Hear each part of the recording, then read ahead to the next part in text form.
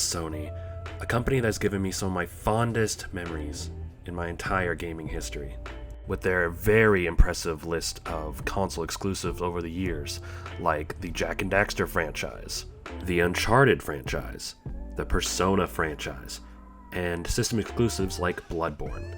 Now, I could go on and on about all the different system exclusives that Sony has added to their platform over the years, and that's mainly one of the reasons why so many people are fans of the PlayStation console, because of these amazing first-party exclusives.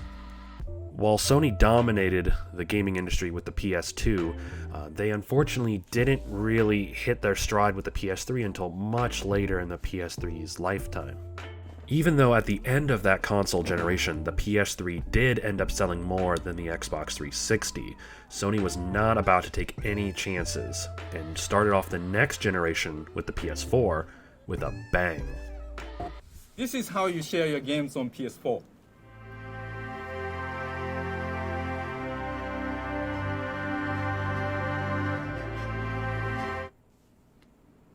Thanks. PlayStation.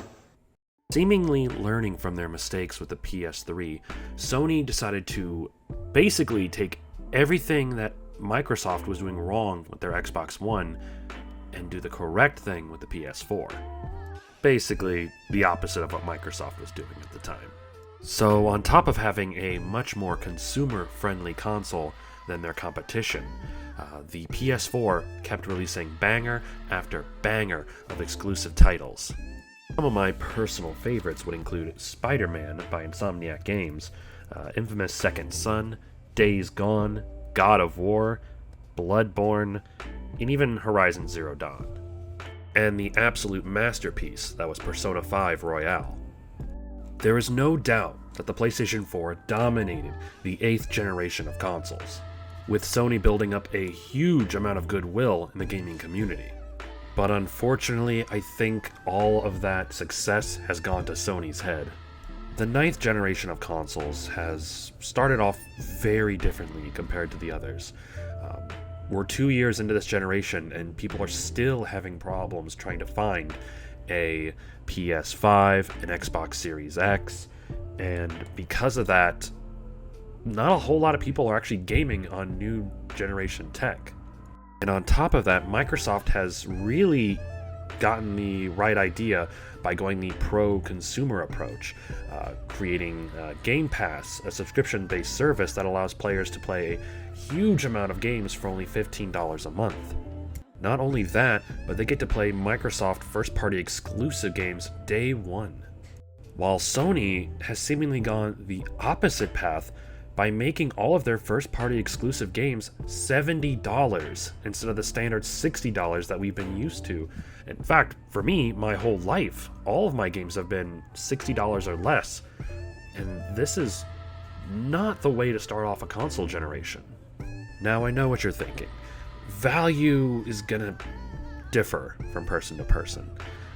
Some people might say, yeah, this game is absolutely worth $70 to me, but for other people, including myself, when games have been $60 our whole lives, and you're now upcharging to $70, you better give me a damn good reason why I should be spending $10 more on a AAA game.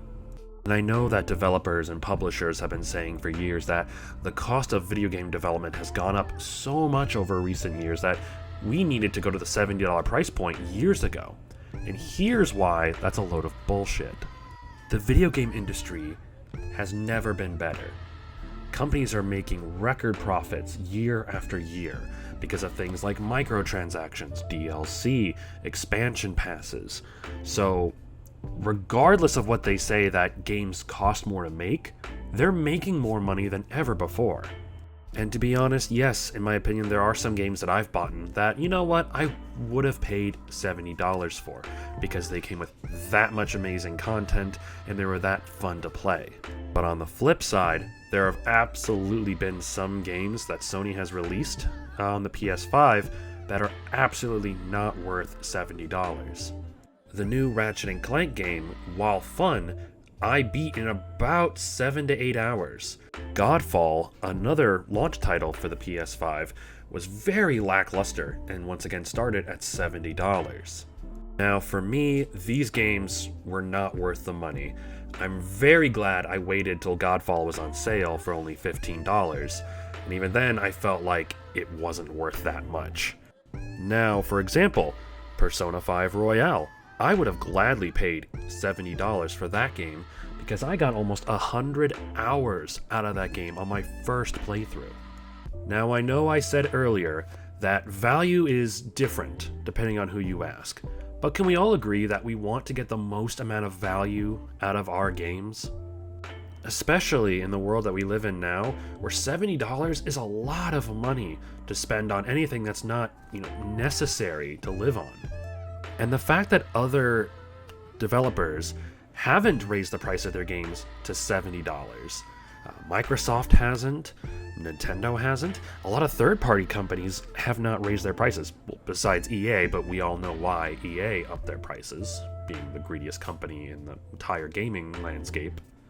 That just proves that really there's no reason to increase prices to $70. The only reason that they want to increase these prices is to make more money. And yes, I understand, a company's goal is to make as much money as possible. But when Sony is already making record profits, there's no reason to do this. On top of increasing prices to $70, Sony has backtracked on allowing people who buy the PS4 version to just upgrade to the PS5 version for only $10, which was a huge selling point early on. Then they released their own version of Game Pass, which, of course, costs more money than the standard Microsoft Game Pass, but requires cloud streaming for all PS3 games, which I don't understand this. If modders on the internet can get PS3 games to play, why can't Sony figure out how to play their games natively on the PS5? And unlike Game Pass, their first-party exclusive games aren't going to be playable day one on PlayStation Plus because, as Jim Ryan says, it is not profitable enough to do so. And that's the problem. Jim Ryan, ever since he has taken over, becoming the new CEO of SIE, he has put profitability over pro-consumer practices. All the goodwill that the PS4 built up is being thrown away because they want to make more money. And I understand Sony doesn't have bottomless funds like Microsoft does, but the fact of the matter is, they're still making record profits. They don't need to do these anti-consumer practices. With game consoles, typically you always sell them at a bit of a loss. You make back that money on software and other things for your console. But Sony has decided to try to make a $50 profit off each disc-based PS5. And on top of that, they just raised the price of the console in every country in the world besides the US. All because of quote-unquote inflation. The problem is, none of your competitors are doing that, Sony, so why do you feel like you need to?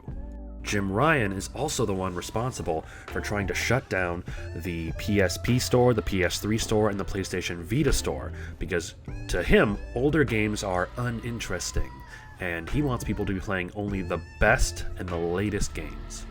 Never mind the fact that a lot of people still use all of these storefronts and these consoles. He also recently acquired a bunch of mobile developers because he wants to bring a lot of the flagship PlayStation IPs to mobile phones. And we all know how that goes. Really just feels like that recent PlayStation 5 titles have just not been worth the money that they're asking for. Gran Turismo 7, a $70 game, took so many features away from the previous titles, became an absolute grindfest, online DRM, and pushed so many horrible microtransactions in a $70 game. For that price, it should be overflowing with content. And The Last of Us Part 1 remake, it's really a remaster, let's be real here. $70 for a game that, yes, looks prettier and has more accessibility features, but no multiplayer because they're selling that separately later down the line. Now, to me, a remake builds the game completely from scratch, new content, new gameplay, and this was just not the case with The Last of Us Part 1. It is absolutely a cash grab, trying to target the people that love the first game so much after the second game was a giant disaster. All in all, at the end of the day, it just hurts to see Sony make these horrible decisions when they were on top of the gaming landscape with the PS4 and really had an amazing comeback with the PS3. It just sucks that this new CEO and this new direction of the company is profitability over everything else. Screw the goodwill of the consumer. Screw all those people that supported your console. No, you need to milk as much money out of them as possible. Be damned what they think of you, right? Unfortunately, this may work in the short term, but in the long term, all you are doing is making people really question, why are they still supporting you? I really hope Sony can realize that this is not the correct path to go, and they can course correct before it's too late. But in the end, these are just my opinions. What do you think?